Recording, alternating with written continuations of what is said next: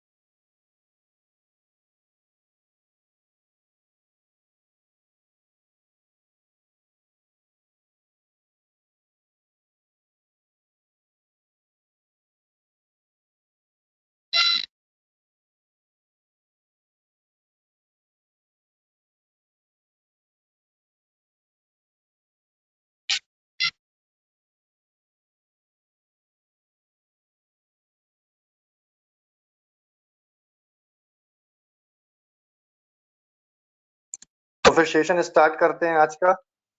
जी sir.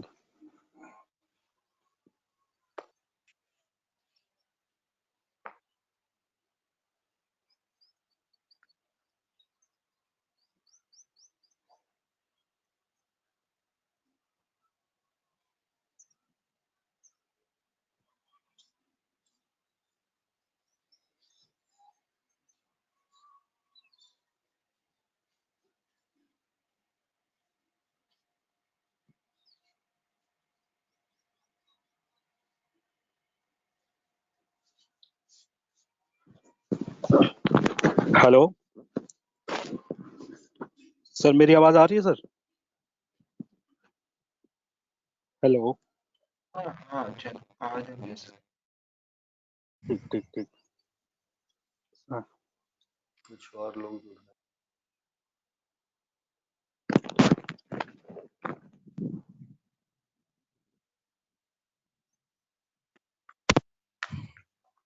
Okay, session शुरू करते हैं।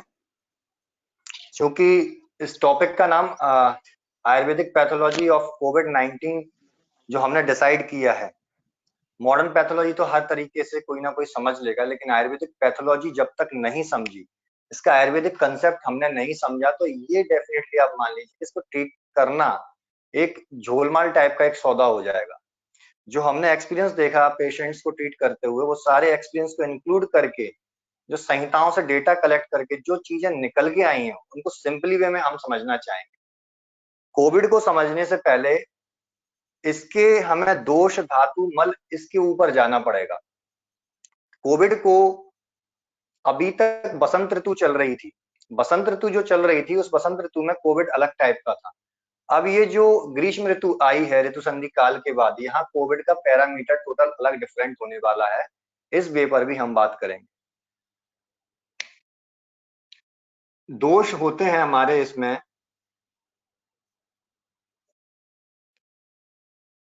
वात, कफज, कफवात। अभी तक जो कोविड चल रहा था बसंत ऋतु के अकॉर्डिंग, उसमें पेशेंट को लंग्स में निमोनिया की कंडीशन डेवलप हो रही थी, तो उसे हम कफज प्रधान वातज व्याधि के रूप में लेंगे कि जो भी पेशेंट है उसके लंग्स में कफ की प्रधानता हो जाना, उसके गले में इरिटेशन होना, ये सारी चीजें उस पेशेंट में देखने को मिल रही थी। Due to heavy production of कफा।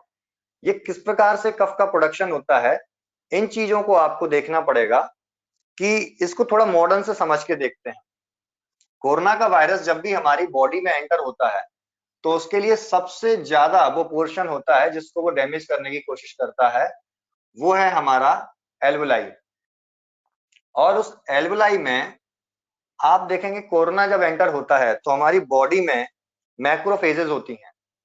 वो मैक्रोफेजेस इंटरल्यूकिन फर्स्ट और टीएनएफ अल्फा, ये दो प्रकार के केमिकल निकालती हैं, जो कि मैक्रोफेजेस अपने आप में कैपेबल होती हैं किसी भी पैथोजन को खत्म करने के लिए, लेकिन वायरस को मारने के लिए इनके अंदर इतनी अच्छी कैपेसिटी नहीं होती कि ये किसी भी वायरस को किल कर पाए।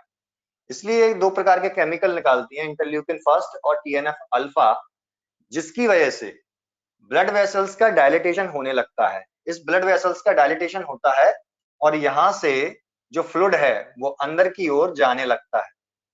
जैसे ही अंदर की ओर जाता है, लंग्स हमारे फिल्ड होने लगते हैं। लंग्स फिल्ड होने लगते हैं, इस कंडीशन को बोलते हैं निमोनिया। एक ऐसी जगह जहां पर एयर का रहना जरूरी है, वहां पर फ्लूइड का एक्युमुलेट हो जाना निमोनिया की कंडीशन को डेवलप करता है।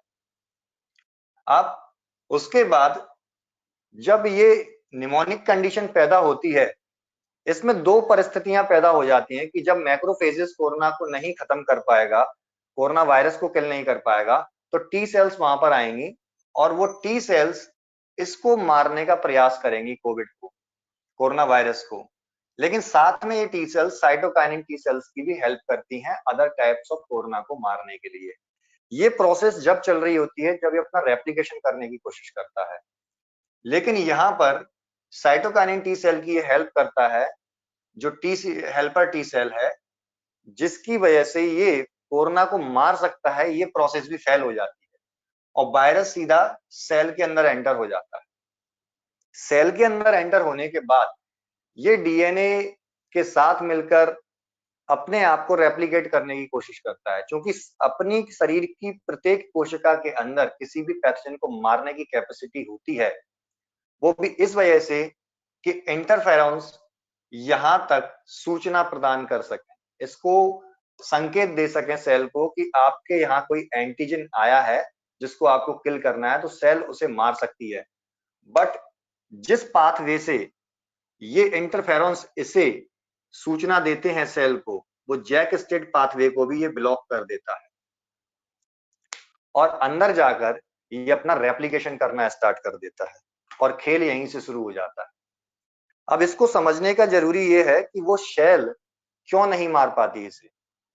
यहां पर सिर्फ एक कंसेप्ट को आप पकड़िए, ये आमज व्याधि कुछ ज्यादा है। आम के बारे में आपने जितना पढ़ा होगा वही कंसेप्ट यहाँ पे लगाने हैं कि आमज व्याधि होने के कारण सेल के अंदर स्वेलिंग डेवलप होती है, जिसे बोलते हैं कोशिका का शोथ उत्पन्न हो जाना।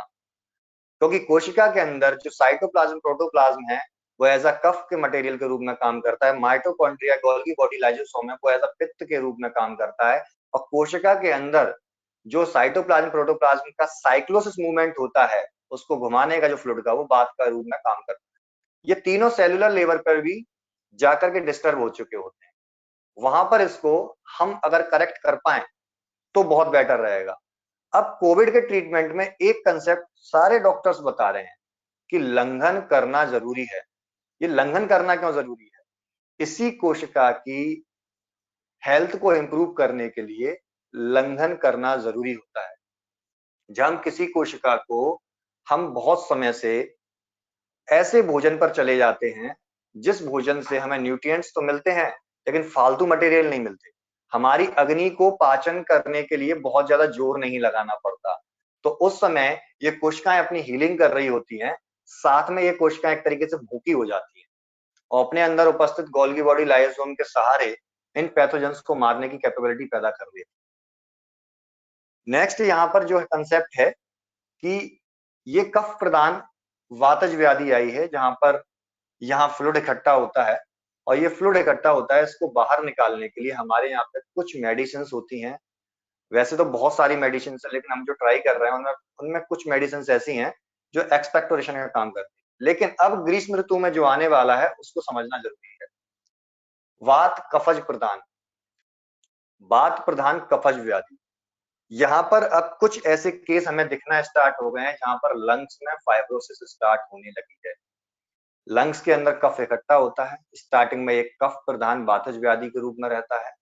कुछ समय बाद वहां पर ड्राइनेस, वात की रुक्षता बढ़ने से वहां की सेल्स में ड्राइनेस डेवलप होती है, और वो ड्राइनेस डेवलप होने के कारण वहां पर लंग्स की सेल्स में फाइब्रोसिस स्टार्ट हो जाती है।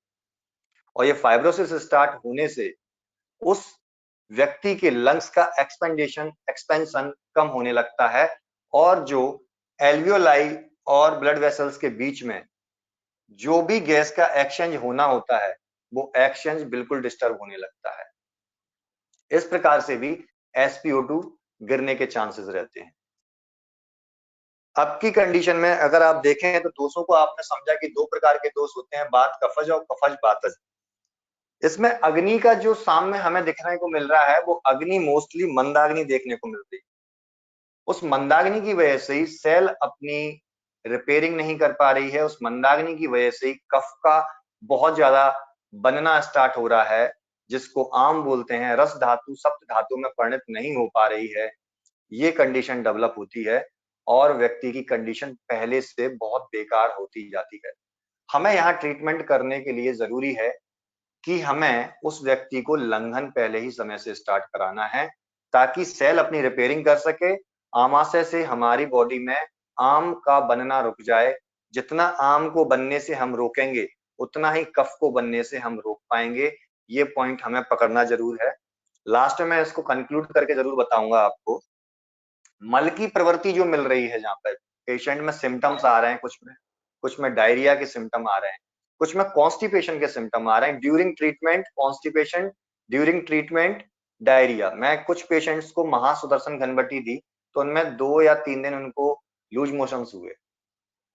इसलिए यहाँ दो प्रकार की कंडीशन हो रही है। दोनों प्रकार की कंडीशन में हमें वाटर इनटेक को पेशेंट को बढ़ाना है, जिसमें शुंठी जल का उपयोग करा सकते हैं, नारियल पानी का उपयोग करा सकते हैं, जिससे कि पेशेंट की अग्नि भी ठीक हो और पेशेंट का जो आम का पाचन है वो भी प्रॉपर तरीके से हो। और यकीन मानिए ये शुंठी जल और ये अपन बोलते हैं गुनगुना पानी या सड़क पानी जो भी है, ये सेलुलर लेवल पर जाकर सेल के तीनों दोषों को बैलेंस करने की कैपेसिटी रखता है, और ये हमने पेशेंटों में ऑब्जर्व किया है। धातु यहाँ पर इन्वॉल्वमेंट है तो मोस्टली जो मैं कहूंगा वो रस और रक्त धातु इन्वॉल्वमेंट है, क्योंकि हमने पढ़ा है कि रस धातु का मल होता है कफ, और रस धातु का पाचन प्रॉपर तरीके से नहीं होगा, जो कि यहाँ पे कंसेप्ट स्टार्टिंग में मैंने बताया था कि सेलुलर मेटाबॉलिज्म बिगड़ने की वजह से सेल वीक पड़ने लगती है, और वो सेल वीक इतनी वीक हो जाती है कि वायरस आसानी से आके रेप्लिकेशन करना स्टार्ट कर देता है। तो सेलुलर मेटाबॉलिज्म को मेंटेन करने के लिए शुंठी जल, कई प्रकार की पाचक औषधियां, दीपक औषधियां जैसे चित्रकादि बट्टी भी हम अगर ऐड करते हैं तो हम बढ़िया से बढ़िया रिजल्ट ले सकते हैं। तो यहाँ पर रस धातु की विकृति से कफ का बनना बहुत ज्यादा स्टार्ट हो जाता है। साथ में जब रक्त धातु विकृत बनती रस धातु विकृत बनती है तो उसके बाद रक्त धातु का स्टेप आता है।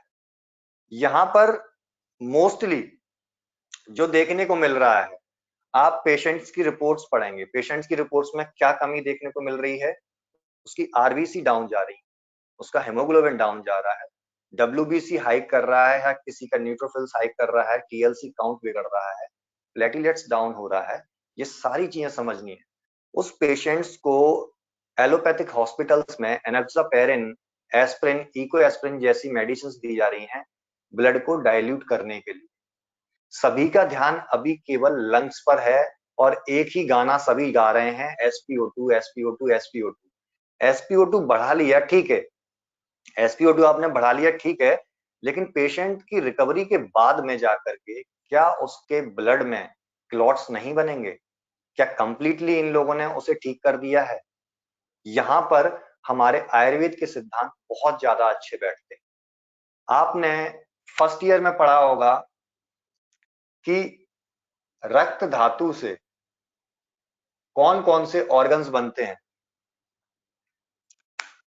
रक्त धातु से जो ऑर्गन्स बनते हैं उन ऑर्गन्स में 4 ऑर्गन्स मोस्टली देखे जाते हैं। लंग्स, हार्ट, किडनी और लिवर।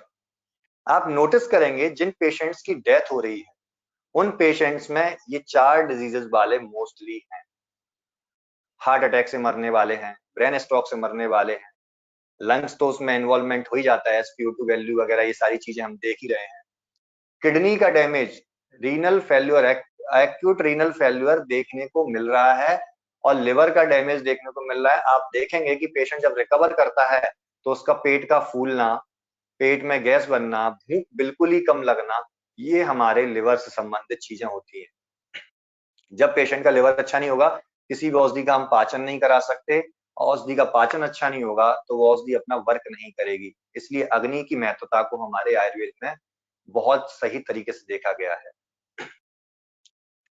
हमारे लंग्स जो होते हैं, लंग्स हमारे रक्त फैन से बनते हैं, हृदय हमारा रक्त कफसार से बनता है और हमारे लिवर रक्त से बनता है, किडनी रक्त मेद धातु से बनती है।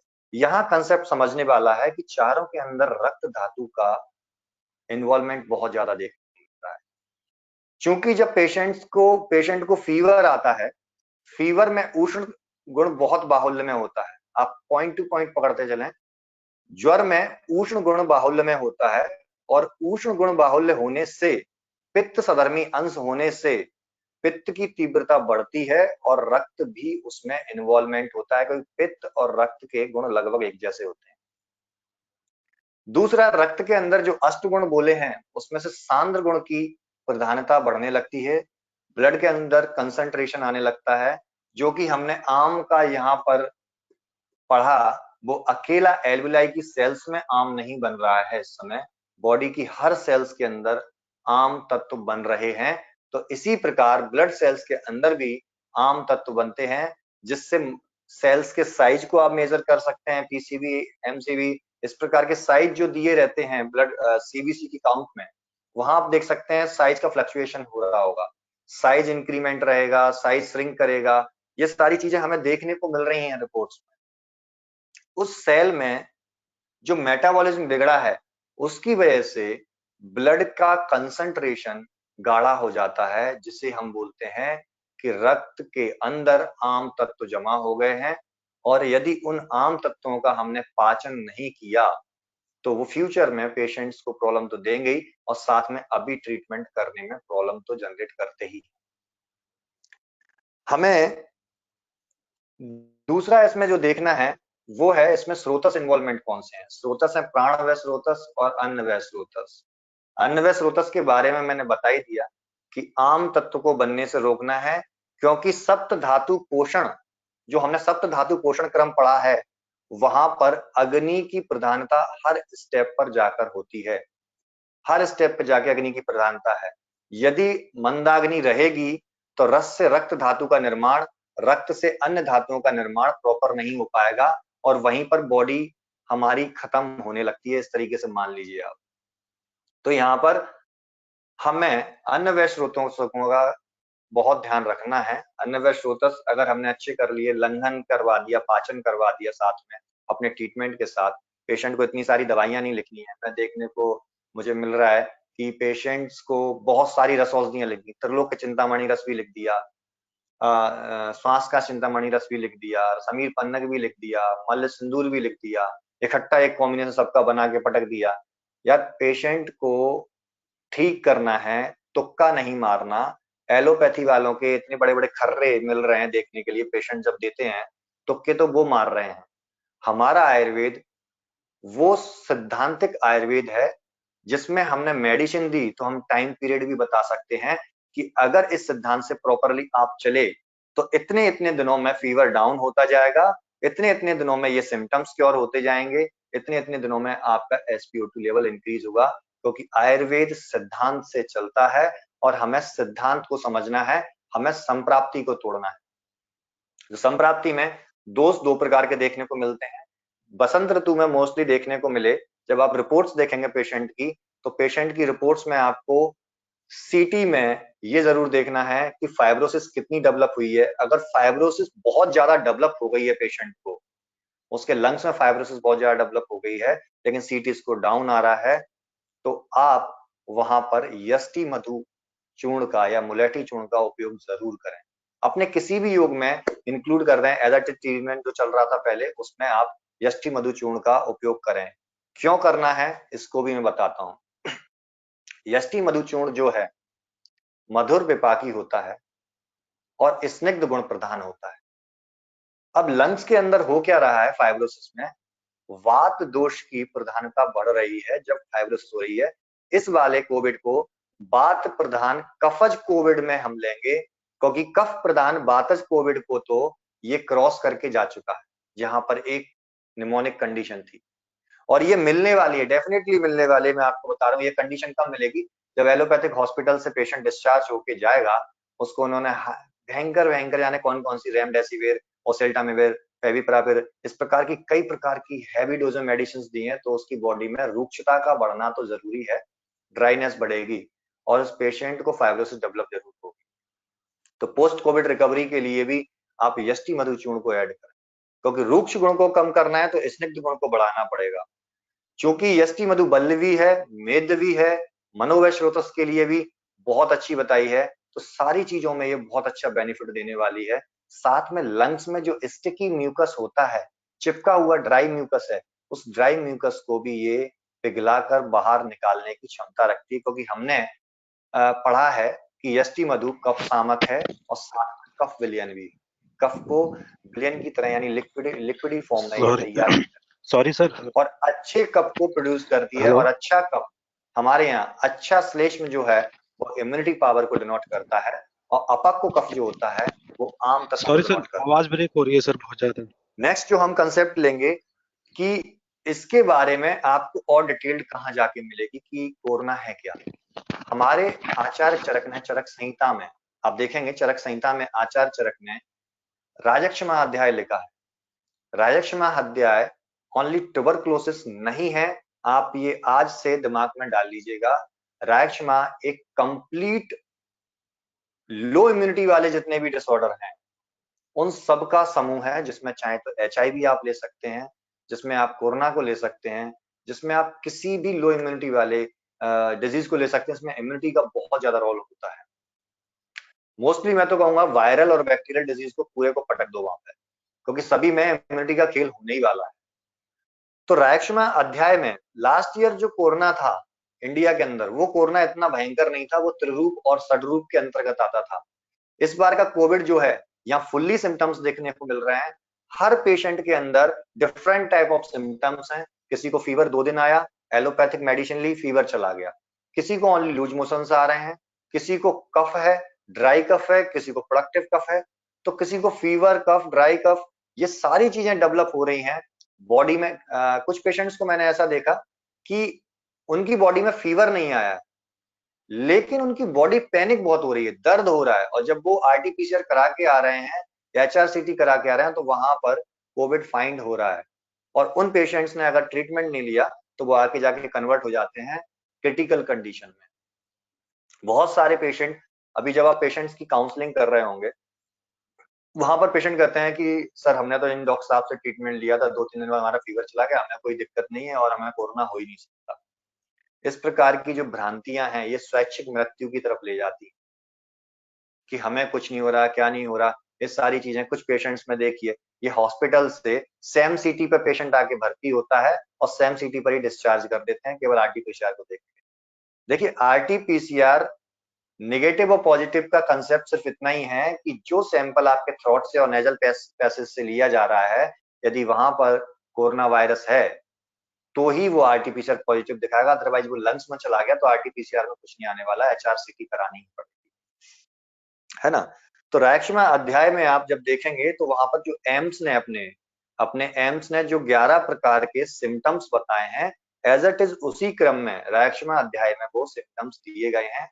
अब रायक्षमा अध्याय में पेशेंट को अब आपको ट्रीट करते हुए कुछ चीजें देखनी है। रायक्षमा अध्याय में एक स्टेप बाय स्टेप बहुत सारे प्रकार के ड्रग्स लिखे, जिसमें से 2 ड्रग्स आजकल हम बहुत ज्यादा यूज कर रहे हैं। एक है सितोप्लादी, एक है तालिसादी। सितोप्लादी चूर्ण जो है उसको आप कहीं भी यूज कर सकते हैं, ऐसा नहीं, लेकिन मैं एक डिफरेंशिएशन दूंगा जिससे कि पिन पॉइंट ट्रीटमेंट पे हम फोकस कर पाए। सितोप्लादी को आचार्य चरक ने तालीस आदि से पहले क्यों लिखा है? शुरुआती दौर में ही सितोप्लादी का वर्णन करते हुए चरक आगे बढ़ गए और तालीस आदि को नेक्स्ट स्टेप पे क्यों लिखा है? तालीस आदि को पहले भी लिख सकते थे, नेक्स्ट स्टेप में जाके क्यों लिखे? यहां जाके सोचना है हमें। सितोप्लादी का मेन काम होता है वेट कफ में या प्रोडक्टिव कफ आ रहा हो, और प्रोडक्टिव कफ पेशेंट को कब आता है? स्टार्टिंग में, जब वो इस डिजीज की शुरुआत में होता है, वो खांसता है और कफ निकालता है उस समय पे। और जब लंग्स में निमोनिक कंडीशन डेवलप हो जाती है पेशेंट को, उस समय पर पेशेंट को प्रोडक्टिव कफ नहीं होता, वो खांसता है, कफ को निकालने की कोशिश करता है पर उसे निकलता नहीं है। इसीलिए आचार्य चरक ने शुष्क काश में तालीस आदि को और आर्द्र काश में सितोप्लादी का वर्णन किया है। और साथ में आचार्य चरक ने यह भी लिखा है कि तालीस आदि चूर्ण जो है वो तालीस आदि चूर्ण ज्वर शामक है, तालीस आदि चूर्ण काश नाशक है, तालीस आदि चूर्ण अर्ची नाशक है। तो आपको ये देखना है कि ज्वर को समाप्त कर रहा है, जो मंदाग्नि है उसको ठीक कर रहा है और काश को ठीक कर रहा है। इतनी सारी चीजों पर काम करने वाला एक चूर्ण सिलेक्ट किया जाए, या स्टार्टिंग में जो डिजीज में है उससे सितोप्लादी को ज्यादा यूज किया जाए। ये यहाँ पर ये चीज बहुत ज्यादा जरूरी हो जाती है जब पेशेंट की डिफरेंशियल डायग्नोसिस बना करके वहां पर हमें वर्क करना होता है। आचार्य चरक और जितने भी आचार्य थे, उन्होंने जो सीक्वेंस लिया है मेडिसिन का और जो सीक्वेंस लिया है सिम्टम्स का, वो सिम्टम्स एज इट इज हमें फॉलो करने चाहिए, वो क्रम मेडिसिन का एज इट इज फॉलो करना चाहिए। अदरवाइज हम बहुत बड़ी गलती कर जाते हैं, हम सोचते हैं कि ऐसे ही लिख दिया होगा, ऐसे कुछ भी संहिताओं में नहीं लिखा गया है। नेक्स्ट पॉइंट आता है कि अब पेशेंट को जब हमने डिस्चार्ज कर दिया, या पेशेंट की अभी एक बात चल रही है, डी डाइमर टेस्ट करा रहे हैं, इंटरल्यूकिन 6 करा रहे हैं, तो डी डाइमर टेस्ट बढ़ के आ रहा है। D dimer test is responsible for the coagulation in the body. जब बॉडी के अंदर थ्रोम्बोज बन रहे होते हैं, क्लॉट्स बन रहे होते हैं, वहां डी डाइमर बढ़ के आता है और उसके डिफरेंट टाइप ऑफ रीजंस होते हैं जो अभी यहाँ डिस्कस नहीं करेंगे, क्योंकि यहाँ मैं सिर्फ पिन पॉइंट बात करना चाह रहा हूँ। डी डाइमर टेस्ट जब पेशेंट का बढ़ के आता है, इन दैट मीन्स अभी जस्ट मैंने कुछ समय पहले कहा था कि रक्त धातु को ये बहुत सारी छेड़खानियां कर रहा है। ये वायरस रक्त धातु के साथ हद से ज्यादा कर रहा है, रस धातु के साथ तो शुरुआत में ये छेड़खानियां कर ही देता है लेकिन रक्त धातु के साथ बहुत ज्यादा करता है। और रक्त धातु से इन्वॉल्व होने वाले 4 ऑर्गन्स, जिसमें से यहाँ हम सबसे पहले उठाएंगे डी डाइमर को देखते हुए, तो वो है हमारी बॉडी में लीवर। आपको मालूम होगा कोगुलेशन फैक्टर, जब आपने पढ़ा होगा 11th 12th में, तो कोगुलेशन फैक्टर सबसे ज्यादा कहाँ बनते हैं? कोगुलेशन फैक्टर्स सबसे ज्यादा हमारे लीवर में बनते हैं। लीवर में सबसे ज्यादा कोगुलेशन फैक्टर बनते हैं। और टोटली रक्त धातु से निर्माण, ना तो रक्तमेद, ना रक्त कफ, ना ही कुछ भी, सिंपल अकेले रक्त धातु से निर्माण किसका बोला गया है? लिवर का। और ये वायरस अटैक कहाँ कर रहा है? आप अगर सीवीसी देखें, रक्त धातु पे। जब रक्त धातु के अंदर उष्णता बढ़ेगी, रक्त धातु के अंदर सांद्रता बढ़ेगी, रक्त धातु के अंदर आम तत्व बढ़ेंगे, तो क्या लिवर प्रॉपरली फंक्शन कर पाएगा? नहीं कर पाएगा। तो फिर इस चीज को हम कैसे समझेंगे भाई? ये चीज तो समझ ली। अब क्या करें कि रक्त धातु भी सही हो, लीवर भी सही हो, और साथ में जो कोगुलेशन की जो संभावना बन रही है, पेशेंट को ब्रेन स्ट्रोक आ रहा है, हार्ट अटैक आ रहा है, किडनी फेल्योर हो रहा है due to coagulation in the body, उस चीज को कैसे रोका जाए? How to stop it this condition to develop in a patient after discharge from the hospital. ये एलोपैथ वालों के लिए बहुत बड़ा बवंडर बना हुआ है। एनोक्सापैरिन देंगे, जिंदगी भर इकोस्प्रिन लाते रहेंगे, इकोस्प्रिन लाएंगे, कुछ उसके साइड इफेक्ट से चटक जाएंगे, और पता चले कुछ को इकोस्प्रिन मिल ही ना पाए, वो वैसे ही भटक रहे हैं और वो वैसे ही चटक रही है। यहाँ पर हमें एक कंसेप्ट पकड़ में आता है, आपने पिपली चूर्ण के बारे में पढ़ा होगा, पिपली के बारे में, यकृत प्लीहानव पिप्पलव करके इस प्रकार का कुछ श्लोक मिलता है, एज इट इज तो मुझे याद नहीं, लेकिन ऐसा रेफरेंस मिलता है। वहां पर आपको समझ में आएगा कि पिप्पली यकृत और प्लीहा पर काम करने वाली बेस्ट मेडिसिन में से एक, बेस्ट मेडिसिन में से एक। साथ में पिप्पली आम पाचक भी है, साथ में पिप्पली रक्त प्रसादक भी है, पिप्पली अनुष्ण शीत है, पिप्पली के अंदर इतने सारे गुण हैं, जब आप इसको द्रव्य गुण में जाके पढ़ेंगे तो आपको बिल्कुल ऐसा लगेगा शायद पिप्पली की संरचना मुझे लगता है कोरोना के लिए ही की गई हो, जो यहाँ पर इस प्रकार की इसकी संप्राप्ति बन रही है। हम पेशेंट को अपने योग में पिप्पली चूर्ण को देते हैं तो ब्लड के अंदर उपस्थित जितना भी सांद्र मटेरियल है, यानी कि जिसको आम तत्व बोल रहे हैं, स्निग्ध पदार्थ जितना भी है, उसका पाचन बेटर लेवल पे होगा, क्योंकि पिप्पली के बारे में कई रिसर्च आ चुकी हैं, ये सेलुलर मेटाबॉलिज्म को इंप्रूव करता है। सेलुलर मेटाबॉलिज्म में माइटोकॉन्ड्रिया को बहुत ज्यादा अच्छे लेवल पर लेके जाता है और उससे बहुत अच्छा काम करवाता है, लाइसोसोम पे अच्छा काम कराता है, ताकि ये अंदर पैथोजेंस जो आ रहे हैं उनको ये खत्म कर पाए। इस प्रकार की प्रॉपर्टीज पिप्पली में पाई गई। तो हमें पिप्पली चूर्ण को देना है, और पिप्पली चूर्ण को यदि आप रसायन कल्प के रूप में दें, जैसा कि रसायन में वर्णित है, तो बहुत ज्यादा रिजल्ट अच्छे आ सकते हैं। और जब पेशेंट डिस्चार्ज हो जाता है या फिर पेशेंट को हमने ट्रीट किया है और पेशेंट हमारे ट्रीटमेंट से ठीक हुआ है, तो संभावना खत्म हो जाती है कि उसको कोगुलेशन की संभावना हो या ब्रेन स्ट्रोक की हो, क्योंकि हमारी मोस्टली औषधियां पहले अग्नि पर काम करती हैं, देन आगे का ट्रीटमेंट करती हैं। और जिसकी अग्नि अच्छी होगी उसका रक्त निर्माण बहुत अच्छा होगा, रक्त धातु बहुत अच्छे तरीके से बनेगी और उसकी प्रॉपरली वो समस्या दूर हो जाएगी। पिप्पली की वजह से लिवर की जो स्वेलिंग है, हेपेटोमेगाली, किसी भी ज्वर में, चाहे मलेरिया, टाइफाइड, डेंगू, किसी भी ज्वर में हेपेटोमेगाली जो होती है, पिप्पली उसको बहुत अच्छे तरीके से ट्रीट करती है। तो पेशेंट की मंदाग्नि भी खत्म होती है और पेशेंट प्रॉपरली अच्छे तरीके से भोजन करना शुरू कर देता है। यहाँ पर एक कंसेप्ट और हमें फॉलो करवाना चाहिए पेशेंट को, कि जो आचार्य चरक ने बोला है कि हमें अपनी जो भोजन की मात्रा है, जितनी भूख लग रही है, उससे भी कम मात्रा में खाना चाहिए। मैंने एक पीडीएफ बनाई जो पेशेंट्स में ऑब्जर्वेशन किए मैंने, साथ में बहुत से डॉक्टर्स जो हमसे जुड़े हैं, जो काम कर रहे हैं, उनसे हम फीडबैक लेते हैं। तो उसके तहत हमने जो पीडीएफ बनाई है उसमें ये नॉर्मल से प्रोसीजर्स जो एक आम आदमी घर पर रह के कर सकता है, मैं आप सभी को वो पीडीएफ प्रोवाइड करवाऊंगा।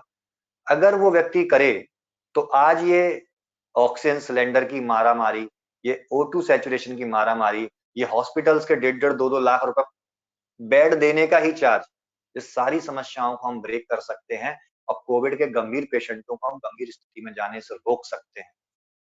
सिंपल से उसमें प्रोसीजर से मैं आपको सेंड जरूर करूंगा। अभी मैंने बताया था कि बसंत ऋतु में जो कोविड है वो बसंत ऋतु में कफ प्रधान बातज था और ग्रीष्म ऋतु में बात प्रधान कफ जाने वाला है। ऑक्सीजन सैचुरेशन के अभी हम बात करें कि ऑक्सीजन सैचुरेशन जो है वो ऑक्सीजन सैचुरेशन कैसे काम कर रहा है। पहला पॉइंट सभी को मालूम है कि लंग्स के अंदर जो लंग्स के लोब होते हैं, वो लोब्स में फ्लूइड का एक्युमुलेशन हो जाना या कफ का इकट्ठा हो जाना due to highly activation of the mucus membrane of the lungs, जो वहां पर फ्लूइड इकट्ठा हो रहा है जिससे उसका स्पेस कम हो जाता है। उस स्पेस कम होने की वजह से SpO2 वैल्यू कम होती है, क्योंकि एल्वुलाई और ब्लड वेसल्स के बीच गैस का एक्सचेंज होना बंद हो जाता है, एक बैरियर आ जाता है जिसको बोलते हैं कफावरोध, प्राणवायु का कफ की वजह से अवरोध हो जाना। और किसी चीज का अगर ये कफ है मान लीजिए और ये प्राणवायु आ रही है, ये आ रही है प्राणवायु इस प्रकार से, तो क्या होगा इसमें ये अवरोध दे रहा है, तो क्या होगा, पेशेंट को जब वो सांस लेगा प्राणवायु अंदर जाएगी, तब उसे ठसके के साथ ऐसे करके उसे खांसी आना शुरू हो जाएगी। इस प्रकार की खांसी पेशेंट को आएगी तो हमें 30 सेकंड टेस्ट या पेशेंट जितना भी कर पाए 30 सेकंड से नीचे नहीं करना, 30 सेकंड ब्रीथ को होल्ड करना है ऐसे, और उसको 30 सेकंड्स तक वेट करने को बोलना है। अगर इस बीच में ये वाली प्रोसेस हो रही है, समझ लीजिए कि एल्वोलाई को चारों तरफ से एक तरीके से घेरना स्टार्ट कर दिया है और यहाँ पर एक स्वेलिंग डेवलप हो गई है, उस स्वेलिंग को खत्म करना है। फिर से याद करिए, मैंने यष्टि मधु को बताया है, यष्टि मधु स्वेलिंग को, पित्त दोष के कारण जो स्वेलिंग आती है, उस इन्फ्लामेशन को खत्म करने के लिए best of the best medicine. साथ में यदि लंग्स में एटिलेक्सिस या फाइब्रोसिस की कंडीशन पैदा होती है तो वहां पर ये हीलिंग की प्रॉपर्टी रखता है और हीलिंग की प्रॉपर्टी तो एसटी मधु की शानदार है। मैं कई पेशेंट्स पर ट्राई कर चुका हूँ, ड्यूडेनल अल्सर पे, गैस्ट्रिक अल्सर पे, कई पेशेंट्स को मैंने दिया है सिंपल एसटी मधु चूर्ण और वहां पर मिरेकुलस रिजल्ट आए। आप भी ट्राई कीजिएगा। तो ऑक्सीजन सैचुरेशन, पहला तो आपने समझा कि लंग्स में एक कफ का अवरोध हो गया, तो यहाँ पर करना क्या है? आचार्य चरक ने बोला है संहिता में कि जब खांसी किसी की बड़ी हो, या तो बात को बढ़ा दो या कफ को बढ़ा दो, दोनों में से एक ही कंडीशन, बात बढ़ाओ कफ को घटाओ। वो कहां पे होगी? वो आप कंडीशन कर सकते हो कहां पर? ये निमोनिक कंडीशन में। फाइब्रोसिस में क्या कर सकते हो? उन्होंने बहुत डिटेल में जाके सोचा है आचार्य चरक, बस उस समय पर टर्म्स नहीं थे फाइब्रोसिस और निमोनिक कंडीशन। तो हम लोग क्या है कि कुछ ज्यादा मॉडर्न हो गए हैं, आचार्यों की बातों को समझते नहीं है, बस अपना ज्ञान चलाते रहते हैं एलोपैथिक को पढ़ के। ठीक है, एलोपैथिक कंसेप्ट दिमाग में होना जरूरी है, हम उससे इसको कोरिलेट करेंगे तो हम संप्राप्ति को समझ पाएंगे, जैसे कि मैं फॉलो करता हूँ अपनी फिजियोलॉजी और सारी चीजों को समझ। तो क्या उन्होंने कहा कि या तो बात को बढ़ा दो या कफ को बढ़ा दो। बात को कहां बढ़ाना है? जहां पर कफ की अधिकता है, और कफ की अधिकता कहां पर है? जहां पर निमोनिक कंडीशन पैदा हो रही है, उस कंडीशन में हम बात को बढ़ाने का काम करेंगे। बात को बढ़ाने का काम ये नहीं कि बहुत ज्यादा ड्राइनेस, बात की भी कुछ ऐसी औषधियां हमें चुननी होंगी जिनमें रूक्ष गुण कम हो, और एक एक्सपेक्टोरेशन का काम, बात वायु का एक तरह से प्रतिलोम टाइप की कंडीशन हो जाए, जिससे वो कफ खांसी के साथ बाहर निकले, रिफ्लेक्स एक्शन में बाहर निकलना स्टार्ट हो जाए, है ना। अगर पेशेंट का कुछ नहीं, थोड़ा सा कफ बचा हुआ है, तो उसको ड्राई अप भी कर सकते हो, बात को बढ़ा के वहां कंट्रोल कर सकते हो। बहुत सारी मेडिसिन हैं ऐसी, आप सर्च करेंगे, जैसे जिस प्रकार अभी श्वास का चिंतामणि रस को लिखा जा रहा है, आपके अभी त्रिलोक चिंतामणि रस को लिखा जा रहा है, सभी लोग लगे हुए हैं। अभी एक ऐसा योग भी मैं आपको बताऊंगा जो इन दोनों से भी बहुत बेस्ट रिजल्ट देगा। अगर आप बना सको तो जरूर बना लेना, जो रिजल्ट जरूर देगा डेफिनेटली, क्योंकि सारे योगों को मैं देख रहा हूँ उनमें इतनी रस औषधियां खिला रहे हैं। उस रस औषधि का टाइट्रेशन भी हमें ध्यान करना चाहिए कि बॉडी के अंदर यूटिलाइज नहीं हुई तो उसको निकलवाएंगे कैसे, कितना डोज देना चाहिए, है ना। दूसरा, कफ को बढ़ा दो। कफ को कहाँ बढ़ाना है? कफ को बढ़ाने का मतलब ये नहीं कि फिर से निमोनिक कंडीशन ले आओ। कफ को बढ़ाने का मतलब ये है कि जहां पर फाइब्रोसिस डेवलप हो रही है, फाइब्रोसिस डेवलप ड्यू टू रूक्ष गुणा ऑफ वाता। पूरा बात कहीं भी प्रकोप नहीं होता, तत्व रूक्ष लघुसिता खरा सूक्ष्म श्रवणिला, पता चले कि ये सारे के सारे गुण प्रकोपित हो गए। सारे के सारे गुण किसी भी दोष के प्रकोपित नहीं मिलेंगे किसी भी डिजीज में। हमें उनके पिन पॉइंट अंशांश कल्पना पर जाना पड़ेगा, कौन सा गुण कहाँ पर प्रकोपित हो रहा है। जैसे जैसे इसमें कंडीशन में यहाँ कफ का गुण प्रधान कौन सा हो रहा है? कफ का गुण यहाँ पे बढ़ रहा है, द्रव सांद्र गुण बढ़ रहा है। तो द्रव और सांद्र गुण के अपोजिट गुण वाले कौन सी चीजें हैं, कौन से महाभूत हैं, और वो महाभूत किस औषधि के अंतर्गत आते हैं, उन औषधि का सिलेक्शन करेंगे तो हम सिंपल कास्ट औषधियों से भी पेशेंट को ट्रीट कर ले जाएंगे। कुछ ही रस औषधियों की हमें जरूरत पड़ेगी। ऐसा कोई कंसेप्ट नहीं है कि रस औषधियों को हमने दिया तो मिरेकलस रिजल्ट आ जाएंगे, बहुत अच्छे रिजल्ट आ जाएंगे। ठीक है भाई, काम करती है। जब आचार्य चरक, आचार्य सुश्रुत के आप संहिता को पढ़ेंगे, भागवत जी को पढ़ेंगे, तो वह रस औषधियों का कितना यूज किया है उन लोगों ने? ना के बराबर यूज किया है, कहीं कहीं यूज किया है, लेकिन बहुत सारा क्यों नहीं यूज किया? रस शास्त्र का हमारा डेवलपमेंट हुआ है, वो हमारे लिए बहुत ज्यादा बेनिफिट है, लेकिन हमें संहिता के अंदर जो सिद्धांत दिए हैं उस सिद्धांत की चिकित्सा करनी है। हमें ऐसा नहीं करना कि पैरासिटामोल से फीवर उतर जाता है, जय मंगल रस खिला दो या ये खिला दो। ये तो वही होगी ना सिम्टोमेटिक चिकित्सा। दो प्रकार की चिकित्सा बोली ना अपनी संहिताओं में, व्याधि व्याधि सूचक कुछ प्रकार का ट्रीटमेंट है, और एक है अपना दोषात्मक प्रकार का। व्याधि से सीधा सा सिम्टोमेटिक ट्रीटमेंट पे चले जाते हैं और दोषात्मक संप्राप्ति भंग पे चले जाते हैं। तो इस प्रकार की चीज है कि हमें या तो बात को बढ़ाना है या कफ को बढ़ाना है, और वहां पर हम इस चीज को कर सकते हैं। अब एक चीज हमें देखने को मिलता है कि जो पेशेंट स्मोकिंग कर रहे हैं, ड्रिंकिंग कर रहे हैं, या करते थे, या 6-7 महीने उनको करे हुए हो गए, छोड़ दिया 6-7 महीने पहले, तो उन पेशेंट में रिकवरी रेट धीमी होती है, क्योंकि आपको मैंने पहले ही बता दिया कि ये जो सेल है, सेल के अंदर सेलुलाइटिस की कंडीशन डेवलप हो जाती है due to acidic pH. Smoking क्या करता है? पित्त का गुण, पित्त को बढ़ाता है। ड्रिंक क्या करता है? पित्त को बढ़ाता है, बात को बढ़ाता है। पित्त अगर किसी के अंदर बढ़ा तो न्यूक्लियोप्लाज्म और साइटोप्लाज्म का रेशियो बिगड़ता है। इस वजह से ही आप समझिए कैंसर का कंसेप्ट आ रहा है यहाँ पे।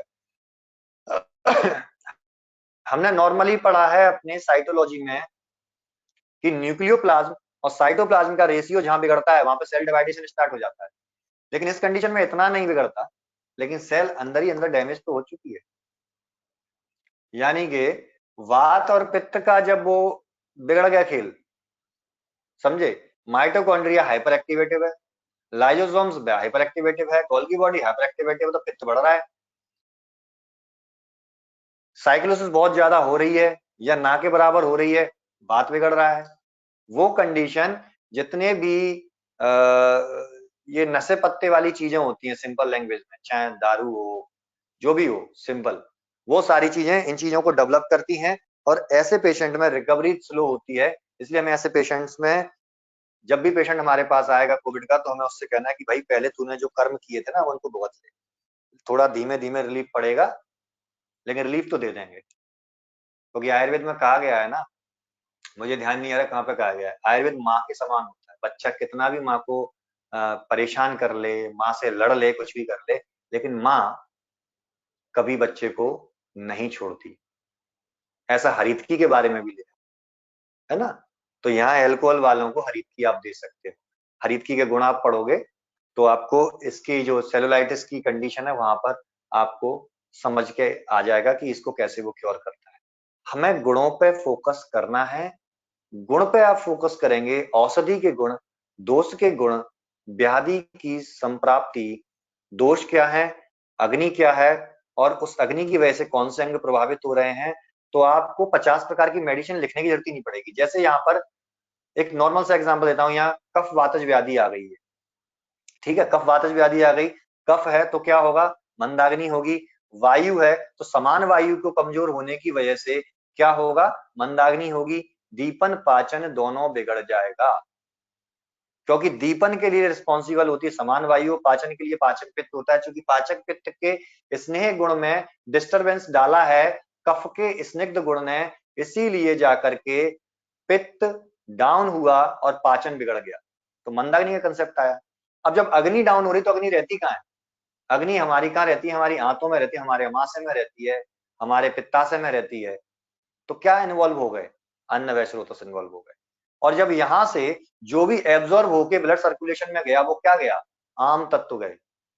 वो आम तत्व क्या है, सांद्र द्रव्य, अपक्व कफ, या हमारी रस धातु का अपक्व पोर्शन, जिससे कि जो हमारी इम्यूनिटी बननी थी, हमारा एक अच्छा प्रकार का कफ बनना था, वो पूरा कफ आम में परिणत हो गया, जिसकी वजह से इम्यूनिटी भी डाउन हो रही है, इसकी वजह से कोगुलेशन की समस्या भी पेशेंट में देखने को मिल रही है। इसकी वजह से जो यहां पर फ्लूइड अंदर गया, वो फ्लूइड की वजह से ये सेल्स के अंदर जो कफ बना, वो कफ की वजह से सेल डैमेज हुई, एल्वुलाई के अंदर लोअर निमोनिया डेवलप हो गया। कौन सा आप स्रोतस आ गया, पहले मंदाग्नि की वजह से अन्न वह स्रोतस, और अभी कौन सा स्रोतस आ गया, प्राण वह स्रोतस। और इसके साथ हृदय भी इन्वॉल्वमेंट होता है, क्योंकि लंग्स के पास हमारे जो फेफड़े हैं, इस फेफड़ों के पास ये हार्ट है, हार्ट की वजह से प्रेशर जो लंग्स पे पड़ता है, लंग्स का साइज कम होता है और एसपीओ2 वैल्यू डाउन हो जाती है। इसलिए पेशेंट को इससे कंसेप्ट निकल के आता है, पेशेंट को प्रॉन कंडीशन में लेटने को बोलना है। जो मैंने पीडीएफ बनाया उसमें प्रॉन कंडीशंस की कई सिचुएशंस बताई हैं कि गर्भवती महिला को किस कंडीशन में लेटने के लिए कहना है, वृद्ध को किस कंडीशन में, तो वहां पे मिल जाएगा, मैं आपको सभी को शेयर कर दूंगा ग्रुप पर। अब पेशेंट को हार्ट अटैक की प्रॉब्लम आई, क्यों आ सकती है, क्योंकि अगर लोअर निमोनिया होगा वो हार्ट के ऊपर प्रेशर डालेगा। जो बीपी हाइपरटेंशन का पेशेंट है, वो हाइपरटेंशन के पेशेंट को बीपी इंक्रीज करेगा। मेरे पास रिसेंटली ऐसा केस आया था जिसके बीपी और एसपीओ2 वैल्यू दोनों, बीपी तो ऊपर बढ़ रहा है, एसपीओ2 डाउन जा रहा है। बैलेंस करना है, इतनी रसौसदियां दे दी तो उसका खेल हो जाएगा। अब कैसे करें, उस पेशेंट ने खाना खाना छोड़ दिया, बेड पे लेट गया, वो पेशेंट टोटली कुछ भी पीता था उसके मुंह से निकल जाता था, तो क्या करते वहां पर, क्योंकि हॉस्पिटल्स में बेड अवेलेबल नहीं हो रहे थे यहाँ पर ग्वालियर, तो आयुर्वेद का सहारा लेना था उन्हें, लिया। पेशेंट को मेडिसिन नहीं खा पा रहा है, क्या करें, लेहन अध्याय पढ़ा है हमने बच्चों वाले, कौमार वृत्त में, वहां से लेहन को उठाएंगे, मेडिसिन को जीभ पर ऐसे रखते हुए जाएंगे, जो मेडिसिन 3 बार में देनी थी उसको 50 बार में चटवाएंगे, थोड़ा थोड़ा करके उसकी बॉडी में आएगा, इंप्रूवमेंट आएगा। और यही हुआ। पेशेंट की फैमिली ने, जिसने उम्मीद छोड़ दी थी, वो पेशेंट की फैमिली को उम्मीद जाग गई, क्योंकि वो उठ के चलने लगे हैं, रोटी सब्जी खाने लगे हैं, SpO2 भी इंक्रीज हो गया, BP भी नॉर्मल पे आ गया।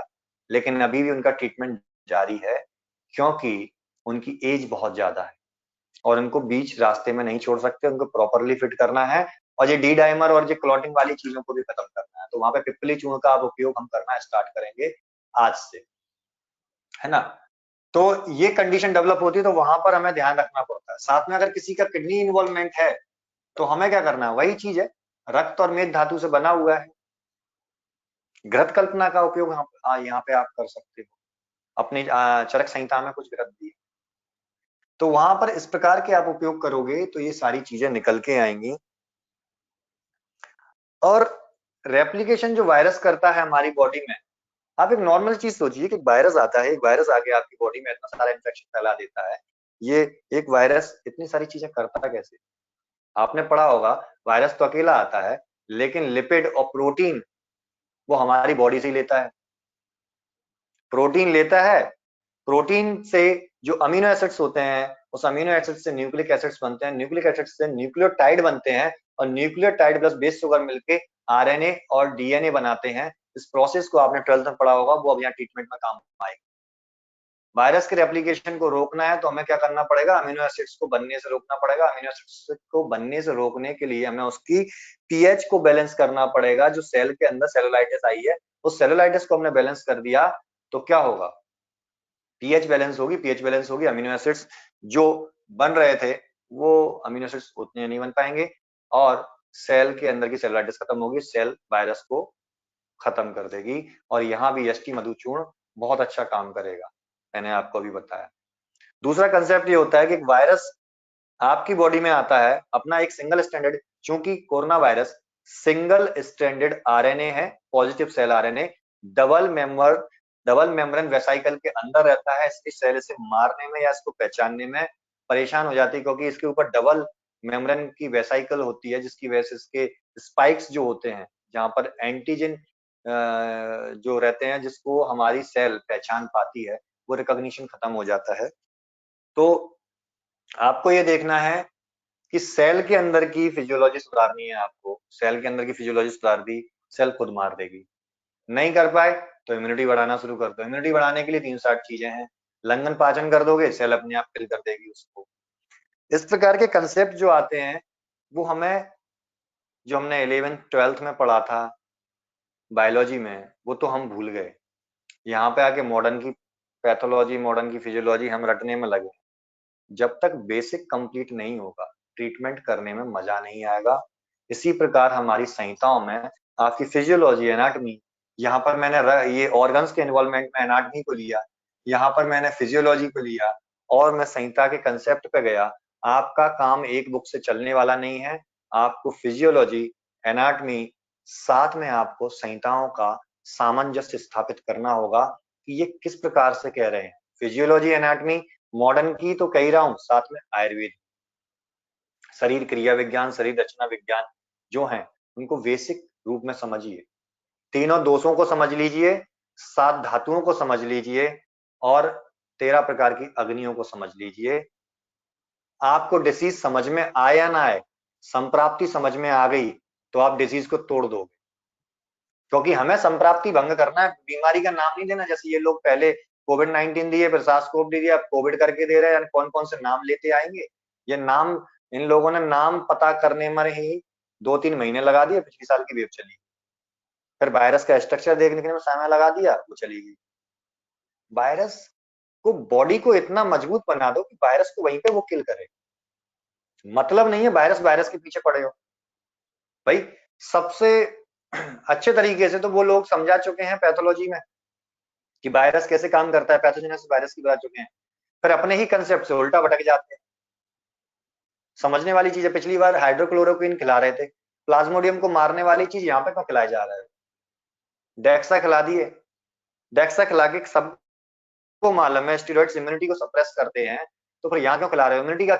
एक तरफ लिम्सी भी खिलाए जा रहे हो, एक तरफ तुम स्टेरॉइड्स भी दिए जा रहे हो, स्टेरॉइड्स दे रहे हो, बॉडी की इम्यूनिटी सप्रेस हो रही है, बॉडी ने काम करना बंद कर दिया, वायरल लोड बढ़ने लगा, वायरल लोड बढ़ने लगा। पेशेंट का सीटी जो 2 आया था वो 10 हो जाता है, पेशेंट का सीटी 5 आया वो 15 हो जाता है। इस प्रकार के केस बिगड़ते जाते हैं, इंप्रूवमेंट दिखता नहीं है। सीआरपी, हाँ सीआरपी पे बात आई। सीआरपी जो बढ़ के आ रहा है, आपको पता चलता होगा सीआरपी सी रिएक्टिव प्रोटीन जो है वो इन्फ्लामेशन ऑफ द सेल के कारण होता है। वो पॉइंट अपन पहले ही डिस्कस कर चुके कि सेल के अंदर जो इन्फ्लामेशन है उसको खत्म करना है, सीआरपी कंट्रोल में आ जाएगा। उम्मीद करता हूं डॉक्टर्स की शायद मेरा ये जो प्रयास था आप सभी को हेल्प करेगा, क्योंकि मेरा टाइम भी हो गया है क्लिनिक पर जाने का और थोड़ा फिर से मानव सेवा में लग जाएं। और मैं आपसे सिर्फ एक वादा चाहता हूं कि जितने भी डॉक्टर्स जितनी जगहों से जुड़े हैं इस समय पर आम जनता के लिए जुट जाइए। कोई आपकी बात माने या ना माने, हमें अपना वैद्य का कर्तव्य निभाना है। वैद्य और डॉक्टर में बहुत डिफरेंस होता है। वैद्य वैलिड होता है, मैं कहता हूं सर्टिफाइड होता है, जिसको संपूर्ण ज्ञान है, और एक डॉक्टर जिसको WHO चलाता है, जिसको फार्मास्यूटिकल्स कंपनी चलाती है, जिनके रिसर्चर ही अलग हैं। हमारे यहाँ तो हम ही साइंटिस्ट हैं, हमें ही युक्ति लगानी है, हमें ही सारी चीजों को कंट्रोल करना है और हमें ही पेशेंट को ट्रीट करना है। तो जुट जाइए तरीके से, एक दूसरे की हेल्प कीजिए। जिसके पास जो ज्ञान जहां पे है खुद पे मत रखिए, क्योंकि ज्ञान रखने वालों की वजह से आज हमारी युवा पीढ़ी की बुरी हालत हो गई है, जिसमें से काफी बच्चे मुझसे जुड़ते हैं। तो मुझे बड़ी खुशी होती है कि आयुर्वेद को जानने की इच्छा हुई। मैंने भी वैद्य जी के यहाँ पे झाड़ू झाड़ू लगा लगा के सीखा है कि गुरुजी आपके झाड़ू लगाऊंगा, आप थोड़ा सिखा दीजिए। ज्ञान के लिए भूखा होना पड़ेगा। मुझे नहीं मिले गुरु इतने, थोड़े समय के लिए मिले थे एक वैद्य जी, थोड़ा बहुत उन्होंने रत्ती तोला इस प्रकार की चीजों को सिखाया, थोड़ा बहुत नाड़ी का ज्ञान दिया।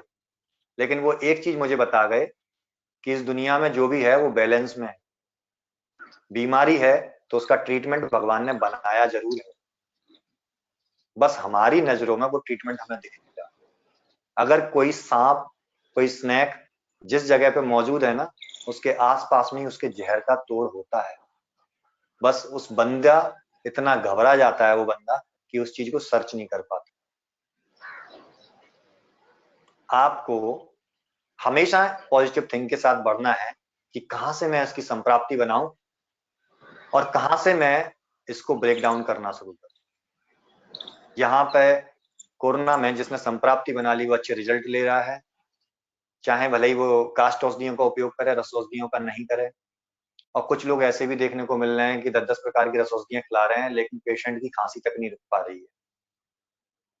तो तुक्का मार चिकित्सा बंद कर दीजिए जो भी कर रहे हो, और एक प्रॉपरली संप्राप्ति भंग चिकित्सा पे आ जाइए। मजा आएगा। जो ये लोग कहते हैं ना कि आयुर्वेद बहुत धीमे काम करता है, उनके मुंह पे करारा जवाब होगा जिस दिन संप्राप्ति भंग चिकित्सा सभी लोग करना शुरू कर देंगे। 2 से 3 दिन में हार्ट डिजीज में रिलीफ आने शुरू हो जाते हैं, मैक्सिमम 2 से 3 दिन। मैं अपने छोटे से कैरियर का एक्सपीरियंस बता रहा हूँ इसलिए, बाकी मुझसे तो भयंकर धुरंधर धुरंधर इस दुनिया में बैठे हुए हैं। वैद्य समीर जमदग्नि सर हैं, डॉक्टर अनुज जैन सर हैं, डॉक्टर अखिलेश भारद्वाज सर हैं, रामदास अवार्ड सर हैं। इतने बड़े बड़े गुरुजन बैठे हुए हैं जो तो फाड़ ही देते हैं किसी भी चीज को। तो मैं ये चाहता हूं, क्योंकि लगभग हमारी सेम एज रही होगी, तो आप सभी जुट जाइए मानव सेवा में। और अगर मेरे पास इसके बारे में और कंसेप्ट आए, मैंने जो भी ऑब्जर्व किया इन फ्यूचर, तो आपको जरूर बताऊंगा। बाकी कभी समय निकालता हूं आयुर्वेदिक वायरोलॉजी के ऊपर, कि आयुर्वेद का वायरोलॉजी का सिद्धांत भी अलग है और कैसे वायरस हमारी बॉडी भी प्रोड्यूस कर सकती है, जो एक हाइपोथेसिस के रूप में है कि अगर इस पर रिसर्च की जाए तो शायद वायरस हवा में कम, हमारी बॉडी में ज्यादा होता है। तो दोस्तों, इसी के साथ मैं आपसे विदा लेता हूं और उम्मीद करता हूं कि कोरोना को हराने में हम एकजुट होकर काम करेंगे। जो भी नॉलेज हमारे पास होगी हम शेयर करेंगे। अपने नंबर्स आपस में सभी शेयर कर लीजिए और जुट जाइए। और मैं इसी प्रकार आपके लिए जो भी बनेगा वो करता रहूंगा, क्योंकि मेरा तो उद्देश्य है आयुर्वेद को आगे ले जाना। धन्यवाद। Thank you sir. Thank you sir. Thank you, sir.